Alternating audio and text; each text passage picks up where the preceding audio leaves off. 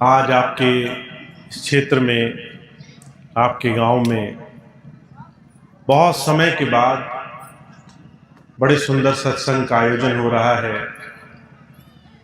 बहुत दूर दूर की संगत यहाँ पर आज उपस्थित है। इस डेरे में स्वामी जी के बहुत पहले स्वामी जी के साथ बहुत सारी संगत ने उनके नाम से, उनके दर्शन से, उनके सानिध्य से लाभ उठाया है। आज हमारे जीवन में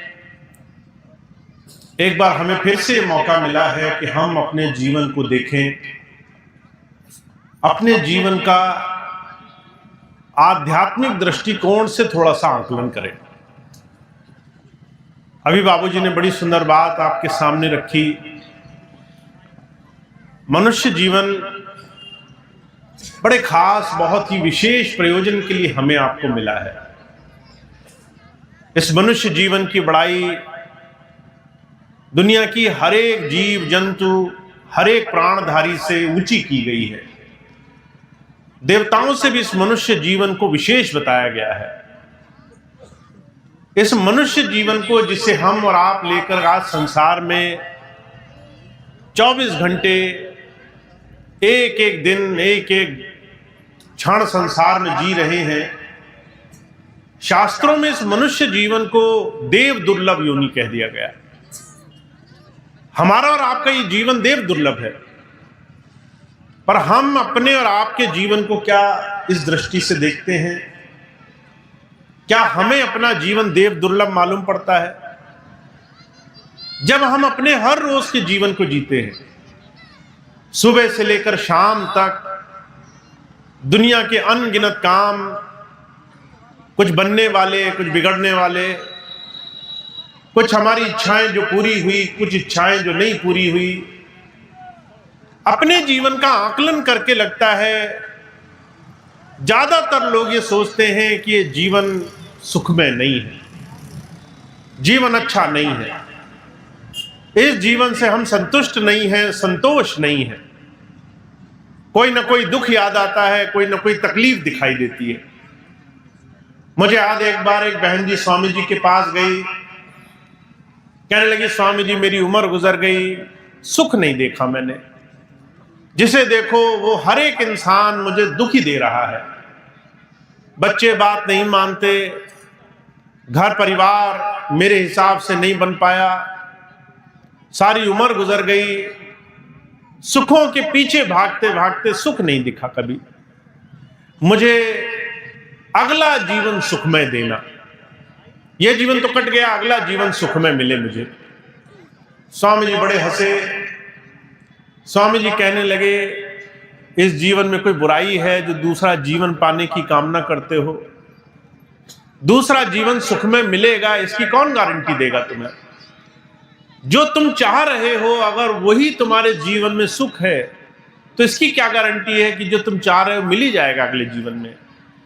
इस जीवन में जिस सुख की तुम आशा में लगे हो, उस सुख को, उस संतोष को, उस तृप्ति को अपने जीवन में बनाना जीवन है। इस जीवन में सुखों के पीछे भागना नहीं, बल्कि जो है उसमें सुख को प्राप्त करना जीवन है। आपके पास जो कुछ है वो पर्याप्त है। जो परमात्मा ने आपको दिया वो ऐसे अनगिनत लोगों के पास नहीं है जो उन चीजों को पाने के लिए तड़प रहे हैं। एक बहुत बड़े दार्शनिक हुए हैं, उन्होंने कहा दुनिया का हर एक इंसान दुखी, पर आश्चर्य की बात है इंसान के पास जो है वो उसके लिए काफी नहीं है। और आपको हर जो आपके पास है उसके लिए अनगिनत लोग प्रार्थना कर रहे हैं कि हे प्रभु, कम से कम इतना तो मिल जाता हमें स्वस्थ शरीर मिल जाता, हमें एक अच्छा परिवार मिल जाता, हमें रहने के लिए थोड़ा सा सर छुपाने की जगह मिल जाती, 2 वक्त की रोटी मिल जाती, हमें अपने जीवन में सम्मान के 2 क्षण मिल जाते, कोई प्रेम करने वाला, कोई साथ निभाने वाला मिल जाता। हमें ये सारी चीजें आज के समय में उस प्रभु की कृपा से मिली हुई हैं। हमें इस संसार में उस प्रभु ने बहुत कुछ दिया है, पर जब सुख की आशा में हमेशा संसार में तरह तरह की चीजों में भागते हैं। सुख हमेशा हमें हमारे जीवन से 2 घड़ी आगे दिखाई देता है, तो हमारा जीवन हमें देव तुल्य उस प्रभु की सबसे बड़ी रचना नहीं दिखाई देता। तब हम इस शरीर को, इस जीवन को, इस बड़े सुंदर परमात्मा की दी हुई रचना को भी कोसते रह जाते हैं। और मैं हर रोज अनगिनत लोगों से मिलता हूं। कबीर साहब तो आज से 600 वर्ष पहले कह गए, अगर तुम सुखी ढूंढने चलोगे तो तुम्हें संसार में कोई सुखी नहीं दिखाई देगा। तुम किसी से पूछोगे कि भाई तुम सुखी हो, किसी से भी पूछ के देख लो, माता से, पिता से, भाई बंधु, पड़ोसी, जानकार, रिश्ते नातेदार, जिससे भी तुम्हारा दिल चाहे पूछो क्या सुख है तुम्हें, तो वो सबसे पहली चीज क्या कहेगा कि मुझे ये तकलीफ है, मुझे वो तकलीफ है, मुझे बड़ी परेशानी है, मैं जो चाहता था वो तो हुआ ही नहीं जीवन में, मैंने जो जो सोचा वो नहीं मिला मुझे। कबीर साहब 600 वर्ष पहले इस बात को कह गए। कहा कोई तन दुखी, कोई मन दुखी, कोई चित्त उदास, एक एक दुख सबन को सुखी संत का दास। सबको एक ना एक दुख लगा हुआ है, हमें भी है, तुम्हें भी है। दुनिया का हर एक इंसान अगर अपने जीवन को सुख और दुख की दृष्टि से परखेगा, सिर्फ संसार की चीजों से अपने जीवन की तुलना करेगा। हुजूर कहा करते थे, अगर हमारी जीवन में सुख की परिभाषा तुलना है, अगर हम सिर्फ अपेक्षाओं में जी रहे हैं, हमें ये मिल जाए वो मिल जाए, तो कबीर साहब कहते हैं सुख फिर संसार में किसी को मिला नहीं। दुनिया में हर एक इंसान ने अपेक्षाओं में, तृष्णाओं में, वासनाओं में फंस करके परमात्मा की कभी दात को पहचाना नहीं। जो मिला कभी उसे महसूस नहीं किया, कभी उसके लिए धन्यवाद नहीं किया, और जो नहीं मिला हमेशा उसके लिए अपने जीवन को कोसा है। तो आज हमें अगर अपना जीवन देवतुल्य मालूम पड़ रहा है, अगर हम अपने अंदर झांक कर जब भी देखते हैं तो हमें लगता है कि हे प्रभु तेरा शुक्र है, तेरा शुक्राना है, मुझे जो मिला है मुझे बहुत है, तो आप सही मायनों में संत की शरण का लाभ उठा रहे हो। पर यह सच्चाई नहीं है। सच्चाई यह है कि हम हर रोज अपने मन की कुंठित भावना में जी रहे हैं। हर रोज हमारा नजरिया संसार को भोगने का है। हर रोज हम मांगते मांगते जीवन जी रहे हैं। हर रोज हमारी एक ही इच्छा रहती है, हमें ये मिले वो मिले। अभी कुछ दिन पहले मुझे एक बहन जी मिली, कहने लगी भैया जी मैं सरकारी नौकरी के लिए बहुत कोशिश कर रही हूँ, बड़े एग्जाम दे रही हूँ, एग्जाम में पास नहीं हो पा रही हूँ, आपसे मैं एक प्रार्थना करती हूँ। जब मैंने पूछा क्या प्रार्थना करती हैं, तो कहने लगी आप मेरी नौकरी लगवा दो, अगर आप मेरी नौकरी लगवा दो तो पहले महीने की तनख्वाह मैं आपको दूंगी। जब उन्होंने बात कही तो मैंने कहा अगर नौकरी मुझे लगवानी है और नौकरी लगने के बाद तुम्हें सारा जीवन सरकारी तनख्वाह का लाभ मिलेगा, तो तुमसे 1 महीने की तनख्वाह लेके मैं क्या करूंगा? अगर मैं ही तुम्हें सारा जीवन सरकारी तनख्वाह का लाभ दे सकता हूं, तो तुम्हारे 1 महीने की तनख्वाह से मेरा क्या हो जाएगा? जब मैं ही देने योग्य हूं तो मुझे तो सारी चीजें भी मेरे सामने कुछ नहीं है। पर संत के सामने भी जा करके अगर हमारी दृष्टिकोण, नजरिया वही पुराना रहे, जैसे हम पहले थे वैसे ही हम संत को परखें, वैसे ही हम आध्यात्म को परखें, लेना और देना ही हमारे जीवन का एकमात्र मंतव्य, एकमात्र सोच रहे। हम लेने जा रहे हैं और जो लेने जा रहे हैं वो चीजें हमारे आज के भौतिक सुखों से जुड़ी हुई हैं। तो जो कहा करते थे हम संतों की दया नहीं पहचान पाते, हम ये नहीं समझ पाते कि महापुरुष हमें जीवन में क्या सिखाना चाहता है। संत आपको जीवन में, प्रभु आपको जीवन में लेने देने के सौदे में नहीं उलझाना चाहता। हमेशा इस बात को अपने मन में बिठा लो, अगर दुनिया का कोई मत आपको कह रहा है कि मैं तुम्हें कुछ दे सकता हूं, अगर कोई धर्म, कोई भक्ति, कोई साधना, कोई पीर, फकीर, महंत, कोई भी बड़ा साधु कहता है तुम्हारी मन मांगी मुराद पूरी करेगा, तो समझ लो ये लेने देने के सौदे में उलझा रहा है। तुम्हें कुछ लेना है, उसके बदले वो तुम्हें ठगेगा ठीक से। तुम्हें जो चाहिए उसके बदले वो तुम्हारी अच्छी खासी, जो भी तुम्हारी श्रद्धा है उसके अनुसार तुम्हारे जो भी साधन है उन साधनों का वो लाभ लेगा। लेने देने का व्यापार संत मत नहीं है, लेने देने का सौदा अध्यात्म नहीं है। हुजूर कहा करते थे, जिसने लेना और देना अपने जीवन से नहीं निकाला, जिसने अपने जीवन से इस छोटी सी बात को नहीं समझा, उसने धर्म को नहीं समझा है, उसने भक्ति, उसने उस प्रभु की याद को नहीं समझा है जीवन में। रामकृष्ण परमहंस एक बहुत बड़े संत हुए, उनके जीवन की घटना आती है। एक बार एक जिज्ञासु गया उनके पास, बड़ा नाम सुना था, कोई साधु है, महात्मा है, बड़े चमत्कारी हैं, उनके पास जाओ जो चाहो मिलेगा। तो बड़ा विशेष रूप से उनके पास गया और कहने लगा, मेरे दिल में एक बड़ी भारी इच्छा है, मैं परमात्मा पाना चाहता हूं। यह बात कही उन्होंने, मैं परमात्मा पाना चाहता हूं। रामकृष्ण परमहंस उन्होंने सीधे मुंह पर बोल दिया, तुम्हें परमात्मा नहीं मिलेगा। अब आप अगर गुरुजी के पास जाएं और कुछ मांगने की इच्छा लेकर जाएं और गुरुजी सीधे ही मुंह पे मना कर दे, आप कहो गुरुजी मेरा ये काम बने, गुरुजी कहे नहीं मिलेगा जाओ, तो आप क्या कहोगे? आपका मन टूट जाएगा। आप सोचोगे बताओ, एक चीज लेने के लिए इतनी दूर आए, वो भी मना कर दिया। आपके मन में तरह तरह के विचार उठने लगेंगे, आप सारी चीजों की परख करने लगेंगे, गुरुजी सच्चे हैं नहीं हैं, झूठे हैं, गुरुजी कुछ देने योग्य नहीं है, तरह तरह की बातें दिमाग में आ जाएंगी। अब रामकृष्ण परमहंस ने जब ये बात कही तो उसके मन में भी तरह तरह के विचार आए, मैं तो कुछ गलत नहीं मांगता, मैं तो परमात्मा ही पाना चाहता हूं, फिर मुझे ऐसा क्यों बोला? बड़ा धैर्य से, बड़ा संतोष से उसने दोबारा पूछा, गुरुजी मैंने क्या गलत मांगा? वो कहने लगे तुम्हारा सवाल गलत है। अब रामकृष्ण परमहंस की बात सुनकर के उसे बड़ी चिंता हुई, मैंने तो कुछ गलत नहीं मांगा, मेरा सवाल गलत कैसे है?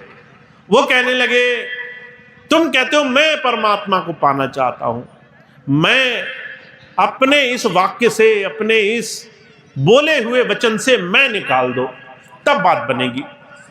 अब उसने बहुत सोचा, कहने लगा मैं परमात्मा पाना चाहता हूं में से मैं निकाल दिया, परमात्मा पाना चाहता हूं। वो कहने लगे अभी भी बात नहीं बनी, इसमें चाहता हूं निकाल दो। अब चाहते में और नहीं चाहने में बड़ा फर्क होता है। जितना आप किसी चीज को चाहोगे उतना ज्यादा मन आपका शामिल रहेगा। रामकृष्ण परमहंस कहने लगे, जब तक मैं है तब तक वो ईश्वर नहीं है, जब तक चाहनाएं हैं संसार की तब तक उस प्रभु के आगे तुम झुक नहीं पाओगे। अब उसने समझ लिया कि भाई मैं भी हटना चाहिए, चाहना भी हटना चाहिए, फिर क्या बचा? परमात्मा को पाना। जब ये बात कही तो रामकृष्ण परमहंस कहने लगे, पाना भी हटा दो। पाना तो उसे होता है जिसे कभी खोया हो। ईश्वर को तो कभी भी संसार में, इस संसार की एक जो तिल, एक रत्ती भर से भी अलग नहीं पाया गया। हम ही उससे दूर हैं, वो ईश्वर तो कहीं नहीं गया। उसको क्या पाना है जो कभी खोया ना हो? अब उसने ये बात समझ ली, गुरुजी क्या बताना चाहते हैं। मैं चाहनाएं और पाने के लिए उसकी खोज, ये तीनों ही चीजें ईश्वर से दूर करती हैं। जब तक तुम मानोगे ईश्वर नहीं है, तुम्हें लगता है तुम्हारे घर में परमात्मा नहीं है, तुम्हें लगता है तुम्हारे अंदर परमात्मा नहीं है, तुम्हें लगता है तुम्हारे हर एक काम को वो ईश्वर नहीं देख रहा है, क्योंकि उसे तो कहीं जा करके ढूंढना होता है। तुम्हें लगता है उस परमात्मा से तो चाहनाएं रखनी होती है तुम्हारे दिल में, जब तक उससे तुम मांगोगे नहीं वो तुम्हारी बात नहीं पूरी करेगा। और तुम सोचते हो मैं उस परमात्मा को पाने योग्य हूं। रामकृष्ण परमहंस कहने लगे, ये तीन बहुत बड़ी परेशानियां हैं जिसकी वजह से प्रभु तुम्हारे नजदीक नहीं है। इस मैं को तुम्हें अपने गुरु जी के चरणों में छोड़ना होगा सबसे पहले, जब भी गुरु की शरण में आओ। इसीलिए कबीर साहब ने बड़ा जोर देकर कहा है, कहा जब मैं था तब हरि नहीं, अब हरि है मैं नाही, प्रेम गली अति सांकरी या में दो न समाही। अगर तुम अपने गुरु से कुछ पाना चाहते हो तो समझ लो कि गुरु जी से कुछ पाने के लिए भी, गुरु जी से कुछ जानने के लिए भी पहले तुम्हें उनके पास जाकर सीखना शुरू करना पड़ेगा। वो तुम्हें तुम्हारे अपने अस्तित्व की तरफ थोड़ा सा, अपने जीवन की तरफ नजर मारना सिखाती है। महाराज जी के जीवन की घटना आती है। महाराज जी एक बार दिल्ली में सत्संग दे रहे थे। आप जैसे ही बहुत से प्रेमी भाई बहन वहां बैठे थे। महाराज जी कहने लगे, मैं चाहता हूं आप में से बहुत से भाई बहनों में से कुछ लोग मेरे लिए सेवा के लिए हाथ बटाएं। महाराज जी ने इंग्लिश में एक वाक्य बोला, वांटेड रिफॉर्मर्स। जब महाराज जी ने बात कही तो इसका मतलब होता है कि सुधारक चाहिए। अब मैं आपसे बोलूं कि आप में से कुछ सेवादार चाहिए जो सेवा के लिए खड़े हो सके, तो आप कहेंगे हम करेंगे सेवा आगे बढ़ के। महाराज जी ने उस दिन सत्संग में बोला, मुझे कुछ सेवादार चाहिए, तो बहुत से लोगों ने हाथ खड़े किए, महाराज जी हम सेवा करेंगे। पर महाराज जी कहने लगे, पहले अपना सुधार करना पड़ेगा, पहले अपने अंदर झांक करके अपने जीवन की सफाई करनी पड़ेगी। Wanted reformers not for others but for own self. अपने लिए सुधारक बनना है, तब मेरे साथ तुम जीवन चलो। इसी बात को ईसा मसीह ने कहा है। अब सभी संत महापुरुष एक ही बात को जीवन में सबसे पहले कहते हैं, ये जो मैं हमारे जीवन में है, हमारे अंदर संसार के हो जाने का भाव कि मैं इस घर का हूं, इस जाति का हूं, धर्म का हूं, कौम का हूं, इस समाज का हूं, मेरा ये घर है, मेरा ये कस्बा है, मेरा ये काम, ये ख्याति, ये नाम, ये पदवी। महाराज जी कहा करते थे, ये मैं से हमने संसार को बांधा हुआ है ना, इसी की वजह से हम संसार में गुरु के हो नहीं पाते। इसी की वजह से गुरु के सामने जाकर के जुड़ने का कारण बड़ा मुश्किल रहता है। इसलिए संत आता है, धीरे धीरे आपके बाहरी जामे से आपको आजाद कराता है, कहता है तुम आओ पर दुनिया छोड़ कर आओ। दुनिया के नाम पदवी, दुनिया के तरह तरह के पदवे, दुनिया के तमगे, दुनिया की नाम पदवी पीछे छोड़ कर आओ। तुम जब मेरे पास आओ सिर्फ तुम बनकर आओ। तुम मेरे पास आओ, न दुनिया की चीजें तुम्हारे अंदर हो, न दुनिया के नाम, न दुनिया की तरह तरह की पदवियां। अब इस चीज को पाने के लिए तुम्हें एक छोटा सा साधन जीवन में बनाना होगा।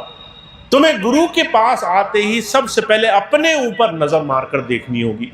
इसी बात को ईसा मसीह समझाया करते थे। एक बार ईसा मसीह के जीवन की घटना है, बहुत से लोगों ने वैश्यावृत्ति करते हुए एक महिला को पकड़ लिया और उसको ले गए, राजा के पास ले गए। राजा के पास ले गए तो सजा हो गई। सजा हुई कि इसको बीच चौराहे पर पत्थर मार मार करके तब तक इसको घायल किया जाए जब तक खूनो खून ना हो जाए और इसके प्राण ना निकल जाए। अब इतनी कठोर सजा मिली। उस महिला को बीच चौराहे में एक खंबे से बांध दिया गया। चारों लोग तमाशा देखने खड़े हो गए। जितने भी लोग आए सब तैयार थे। कभी आपने देखा होगा, अगर किसी दूसरे आदमी की खामी निकालनी हो तो बड़ा आनंद आता है। अगर ये पता चल जाए कि सामने वाला दोषी है, फिर तो हम भी दो चार चीजें आजमा लेते हैं उसमें। हमें लगता है दूसरे को गाली देने में क्या बुराई है। जब ये बात करने के लिए वहां चारों तरफ बहुत सारे लोग खड़े हो गए तो लोग इंतजार कर रहे थे कि पहला पत्थर कौन मारेगा। सब लोग पत्थर हाथ में लेकर तैयार थे। जब पत्थर मारने ही वाले थे तो ईसा मसीह ने एक वाक्य बोला। उन्होंने कहा, पहला पत्थर वो मारे जिसके दिल में कभी वैश्यावृत्ति ना आई हो, जिसके दिल में पर नारी को देखकर कभी गलत ख्याल ना आया हो। अब ये बात सुनते ही लोग विचार में डूब गए, कौन पहला पत्थर मारे। क्योंकि जिसके अंदर मन है, जिसके अंदर शरीर है, जिसने जीवन में कदम रखा है, संसार में जिसने जीवन को साधना नहीं शुरू किया, उसके जीवन में हर तरह की खामियों का दोष है। किसी न किसी तरीके से बुराइयां भरी हुई हैं। लोग विचार में पड़ गए, पत्थर नहीं मार पाए, उस वैश्या को एक जरा सी चोट नहीं लगा पाए। लोगों ने जाकर के ईसा मसीह ने कहा, आप क्या कहना चाहते हैं। ईसा मसीह कहने लगे, बुरा वो नहीं जो बाहर से बुराई करता है, बुरा वो जो अपने अंदर की बुराई देखता है और उसको दूर करने का प्रयास नहीं करता, उसको दूर करने से पहले अपनी आंखें बंद कर लेता है। संत हमें दूसरों की बुराई नहीं दिखाना सिखाता। संत कहता है, दूसरे समाज में कैसे भी हो, तुम अपने जीवन में जब भी अपने अंदर झांकोगे, तुम्हें पता चलेगा सबसे पहले तुम्हें अपनी ही सफाई करनी थी। सबसे पहले तुम्हें अपने ही मन मंदिर को साफ करना था। सबसे पहले तुम्हें अपने जीवन का निर्माण करना था। तो अध्यात्म कुछ और नहीं है, संत की शरण में जाना कुछ और नहीं है, सिर्फ अपने आप को जीवन में गुरु की सच्चे सानिध्य से जोड़ने का नाम है। वो तुम्हें धीरे धीरे अंदर से निर्मल करने लग जाता है। कबीर साहब ने बड़ा सुंदर शब्दों में इस बात को कहा है, कहा, कबीरा मन निर्मल भया जैसे गंगा नीर, पीछे पीछे हरि फिरे कहत कबीर कबीर। मन निर्मल करो, ऐसा निर्मल करो कि वो प्रभु तुम्हारी हर एक बात मानने को राजी हो जाए, तुम्हारे हर एक काम करने के लिए वो प्रभु हर पल हर घड़ी तत्पर रहे। और ऐसा जीवन हमें सिर्फ गुरु के सानिध्य में बैठ करके प्राप्त हो सकता है। तो आज आप और हम बहुत भाग्यशाली हैं, हमें ऐसे गुरु की शरण में बैठकर जीवन में कुछ सीखने का अवसर मिला है। पर मैं कई बार बहुत से भाई बहनों को देखता हूं, हमें तब तक कुछ भी गुरु से सीखने का अवसर नहीं मिलेगा जब तक हम खुद अपने आप को सिखाने के लिए तैयार नहीं होंगे। एक बार जब महाराज जी से पूछा गया, कहा महाराज जी इतने सत्संग होते हैं, इतने बड़े बड़े कार्यक्रम होते हैं, फिर भी बहुत कम ही लोग ऐसे हैं जिनके जीवन में सुधार दिखाई देता है। महाराज जी कहने लगे, लोगों को यह भ्रम है कि सिखाने का काम कोई दूसरा करेगा, जबकि सच्चाई यह है कि जब भी तुम सीखोगे अपने आप ही सीखोगे। तुम गुरुजी की लाख सुनो, अगर खुद तुम्हारा दिल नहीं करेगा उस बात को मानने का, तुम्हारा घर में खुद उस बात का चिंतन करके उस बात पर चलने का दिल नहीं करेगा, तो गुरुजी की सुनी सुनाई भी बेकार हो जाएगी, तुम्हें पढ़ी पढ़ाई भी बेकार हो जाएगी। तुम वेद शास्त्र पुराण भागवत पढ़ डालो, तुम जो है तंत्र मंत्र करो, तुम पूजा पाठ करो, पर जो है तुमने मन नहीं बदला तो जीवन में कुछ भी परिवर्तन आने वाला नहीं है। इसलिए महाराज जी कहा करते थे, परिवर्तन जब भी आएगा हमारी जागृति से आएगा।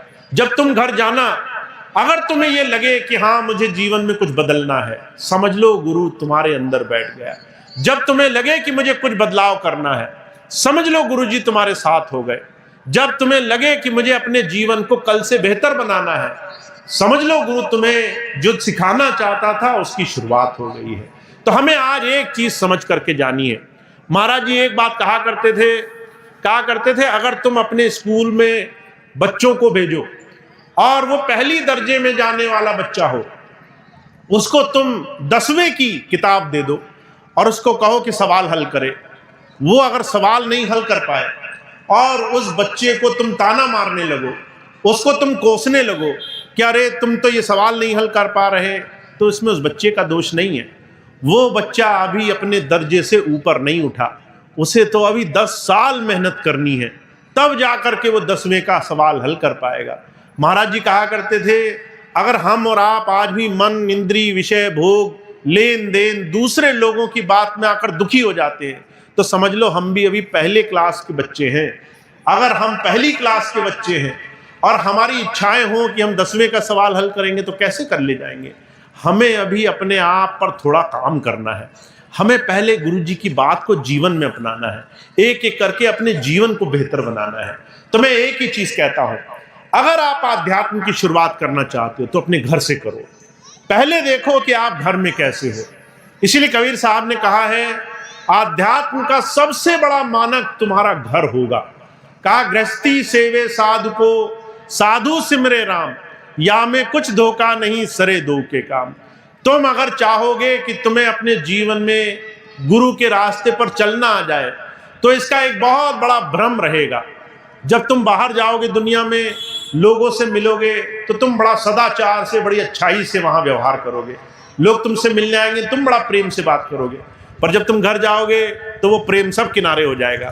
तुम बच्चों को देखोगे, डांटने लग जाओगे। तुम पत्नी को देखोगे, गुस्सा करने लग जाओगे। माता पिता देखोगे, सब्र नहीं रहेगा। महाराज जी कहा करते थे, ये तुम्हारी परीक्षा के क्षण होंगे। अगर घर जाना और वहां तुम्हें अपने जीवन में सदाचार याद रहे, वहां तुम्हें गुरु की बात याद रहे कि तुम कैसे विनम्र रह सकते हो, कैसे धैर्य रख सकते हो, कैसे वहां सांत्वना, कैसे संतोष रख सकते हो, कैसे तुम अपने जीवन में ये याद रख सकते हो कि तुम हमेशा अपने जीवन में अपने गुणों से पहचाने जाओगे। महाराज जी कहा करते थे, अगर घर में तुम सुख और संतोष बना पाए तो समझ लो गुरु जी की शिक्षा काम करने लग गई। तो महाराज जी कहा करते थे, तुम्हारा गृहस्थ तुम्हारी भक्ति का मानक है। तुम कितना गुरु जी से जुड़ गए हो, तुम कितना सब्र और संतोष सीख गए हो, धैर्य सीख गए हो, कितना प्रेम और कितना गुरु जी के रास्ते पर चलने के लिए सही रास्ता सीख गए हो। तो मैं तो हर रोज बहुत से भाई बहनों को देखता हूँ, बहुत मीठी मीठी बातें करते हैं भाई बहन, पर जब समय आता है तो उनका सब्र का बांध टूट जाता है, उनका धैर्य गायब हो जाता है। वो जरा सी देर में फिसल जाते हैं, जरा सी देर में बात इधर से उधर हो जाती है। इसीलिए हमेशा इस बात को ध्यान रखना किसी भी इंसान को ऐसे ही गृहस्थ में नहीं छोड़ा गया। अगर आपको घर गृहस्थी सौंपी गई, अगर परिवार दिया गया, अगर बच्चे, माता पिता, भाई बंधु ये सब दिए गए, तो इसलिए कि ये सब आपको आईना दिखाते हैं। ये आप क्या बन पाए हो, इस बात को दिखाने के लिए है। आप क्या हो, आप क्या बने हो और आपको क्या बनना है। तो महाराज जी कहा करते थे सीधा सा मानक रखो। अगर लक्ष्य ऊंचा हो तो आप हमेशा उस लक्ष्य को अपने जीवन के आकलन से देखते चलो। आपको ये भ्रम न रहे कि आपने जो किया वो बहुत है। आप हमेशा विनम्र रहो, हमेशा सीखने के लिए तैयार रहो। जिससे भी सीखने का अवसर मिले सीखते चलो। बच्चों से सीखने का अवसर मिले, बच्चों से आप क्या सीख सकते हो? महाराज जी कहा करते थे बच्चों से आप अगाढ़ प्रीति सीख सकते हो। आप किसी बच्चे को दूसरे बच्चे से लड़ा दो। अगर आप दो बच्चों को आपस में लड़ा दो और उन बच्चों से कहो कि अब से 10 साल तुम बात नहीं करोगे, आप देखो वो एक घड़ी इस बात को नहीं निभा पाएंगे। आप जो है अगले दिन देखोगे, अगले क्षण देखोगे उसी के साथ खेल रहे होंगे, उसी के साथ पूरे प्रेम भाव से खेल रहे होंगे। अब ये बात क्या हमें आती है? क्या हम जिसके साथ जीवन जीते हैं उसके साथ उसको क्षमा करना जानते हैं? क्या हम उसके साथ शांति और सहज भाव से जी पाते हैं? हुजूर कहा करते थे दुनिया का हर एक संबंध आपको उस गुरु की शिक्षा का मानक है। अगर आप चाहते हो गुरु भक्ति के रास्ते पर चलो तो हर क्षण इस बात को जीवन में बनाते चलो। तो हमारे स्वामी जी महाराज तो इतनी सी बात कह रहे हैं, आपका ये जीवन बहुत विशेष है, इसको विशेष रूप से देखो, इसको ऐसे ही मत काटो। इस जीवन का एक एक सांस, एक एक क्षण सार्थक गुजारो। एक एक क्षण ऐसा गुजारो कि तुम्हारा जीवन तुम्हारे हर पल काम आने वाला बने। अभी कुछ दिन पहले मैं एक दार्शनिक के कुछ वचन सुन रहा था। वो कहते हैं अगर मैं आज 40 साल का हो गया और मैं ये मान भी लूं कि मैं 20 साल और जीऊंगा, तो समझ लो मेरा बीता हुआ, मेरा गुजरा हुआ समय ज्यादा था। मेरे पास थोड़ा ही समय बचा है जीने के लिए। उस थोड़े समय में मैं निंदा, चुगली, द्वेष, लोगों की बात का बुरा मान करके, लोगों की बात को दिल पे बिछा करके अगर सारा जीवन ऐसे ही बर्बाद कर गया, तो समझ लो मुझसे बड़ा अभागा कोई नहीं, मुझसे बड़ा दुर्भाग्यशाली संसार में कोई नहीं। संत हमें सिखाना चाहता है समय का सम्मान करो, अपने समय को सही तरीके से गुजारो और हर एक से सीखते चलो। और अगर तुम्हें सीखना आ जाए तो समझ लो तुम्हारे जीवन में जो कुछ भी आज घट रहा है उसमें तुम्हारे अंदर सबसे पहले उस प्रभु की दया, उसका सबसे बड़ा प्रेम झलकने लग जाएगा। तो हम बहुत भाग्यशाली हैं। स्वामी जी हमें कुछ सिखाना चाहते हैं, पर उस चीज को अगर आप पाना चाहते हो तो आपको शिष्य बनना पड़ेगा। आपको गुरु जी से सीखने के लिए तैयार होना पड़ेगा। गुरु जी से कुछ पाने के लिए पात्रता लानी पड़ेगी, थोड़ा सा झुकना पड़ेगा कि मैं तैयार हूं, आप जो दोगे वो मुझे राजी है। मैं जो मांगता हूं वो मेरी कोई इच्छा नहीं, मैं जो पाना चाहता हूं वो मैंने आपके चरणों में छोड़ दिया। आप जो उचित समझोगे वो मुझे पाना है, उस चीज से मुझे जुड़ना है। तो अगर आपने ऐसा जीवन बनाना शुरू कर दिया तो आप पाओगे कि स्वामी जी हर क्षण आपको जीवन में आगे बढ़ाने के रास्ते दे रहे हैं। तो आप बहुत भाग्यशाली हैं। बहुत से हमारे प्रेमी भाई बहन आज यहाँ मौजूद हैं। कई भाई बहन तो ऐसे बहुत पुराने सत्संगी हैं, कई वर्षों के नामदानी हैं। अगर आप चाहते हो आपके जीवन में आपके गुण, आपकी कमाई, आपने जो कुछ भी गुरु से पाया वो झलके, तो आप अपने जीवन और आचरण पर बड़ा ध्यान दिया करो। मैं आखिरी बात कहकर अपनी बात समाप्त करता हूँ। स्वामी जी कई बार एक बात कहा करते थे, अगर तुम किसी के पास जाओ और तुम्हें देख करके किसी की आंखें चमके, उसकी आंखों में जो है खुशी हो, तुम्हें देख करके किसी को बहुत आनंद हो कि अरे बहुत अच्छा व्यक्ति मेरे पास आ गया, तो समझ लो तुमने कुछ तो कमाया होगा, कुछ तो तुमने अच्छा किया होगा जीवन में। और तुम किसी के पास जाओ घर में और लोग जो है मन ही मन सोचने लगे जितनी जल्दी हो जाए चला जाए, ज्यादा दिन ना रुके हमारे घर में, जितनी जल्दी हो वापसी हो जाए इसकी, तो समझ लो तुम छोटी सी चीज भी नहीं कमा पाए जो गुरु तुम्हें सिखाना चाहता है। जीवन को ऐसा बनाओ लोग तुम्हें छोड़ने को तैयार ना हो, लोग तुम्हारे पीछे पीछे भागे। गुरु का गुण तुम्हारे अंदर ऐसा होना चाहिए। और अगर ऐसा नहीं बना तो समझ लो मन की बातें हैं, दूर के ढोल हैं, दूर के ढोल जैसे सुहावने लगते हैं। हुजूर कहा करते थे ऐसी बड़ी बड़ी बातें अच्छी बहुत लगती है, पर अगर कमाई ना हो तो सब खाली रह जाती है। तो आपको अपने जीवन में ऐसा जीवन बनाना है। स्वामी जी यही कृपा करें हम जितने भी उनके चरणों में जुड़े हैं, जिन्होंने भी गुरु महाराज से नाम लिया, वो सब गुरु से जुड़ जाएं, गुरु धारा से जुड़ जाएं, ऐसा जीवन बनाएं कि हमारे जीवन से लोगों के जीवन में कुछ अच्छाई बने। और महाराज जी एक ही बात कहते थे, अगर तुमने एक छोटा सा महामंत्र समझ लिया कि तुम अपने जीवन में किसी के जरा से भी काम आ पाए, चाहे किसी की खुशी के, चाहे किसी की भलाई के पात्र बने, चाहे किसी के थोड़ी देर सुख की कामना के पात्र बने, किसी के पास बैठे तो किसी को सुकून मिला, तो समझ लो तुम्हारे हर एक प्रयास का कोई महत्व है, तुम्हारे हर एक कोशिश का कोई लाभ है। तो हमें ऐसा जीवन बनाना है जिसमें हम अपने काम तो करें ही, साथ साथ हमारे होने से किसी को तो लाभ मिले, हमारे होने से किसी के जीवन में तो कुछ फर्क पड़ता हो। तो ऐसा जीवन हम बना लें, यही स्वामी जी महाराज से प्रार्थना रहेगी कि आप सब लोग गुरु प्रेम से जुड़े हुए हैं, अपने लिए तो जीते ही हैं, साथ साथ किसी दूसरे के लिए भी किसी अच्छाई के पात्र बने, कुछ ऐसा करें जिससे हमारे साथ साथ दूसरों के जीवन में भी भलाई आए। तो इतनी बात स्वामी जी की है जो मैंने आज आपकी सेवा में रखी। सभी भाई बहनों का बहुत बहुत धन्यवाद है जिन्होंने आज का ये सुंदर कार्यक्रम बनाया है। सभी सेवादार भाई बहन, सभी हमारे अलग अलग सेवाओं में लगे हुए, तरह तरह से प्रयास करते हुए भाई बहनों का बहुत धन्यवाद है। चाहे वो लंगर की सेवा करते हों, चाहे पंडाल की सेवा, चाहे शांति सेवा, जल सेवा, सभी भाई बहनों का बहुत धन्यवाद जिन्होंने आज इतना सुंदर कार्यक्रम बनाया है और हम सभी को आज यहाँ बैठने का अवसर दिया। तो अब ये आज का कार्यक्रम समाप्त होगा, एक प्रार्थना होगी, उसके बाद आज का कार्यक्रम समाप्त होगा। कुछ प्रोग्राम अभी आपके क्षेत्र में लगे हुए हैं, कुछ प्रोग्राम अगले महीने लगेंगे जो जनवरी के महीने में है।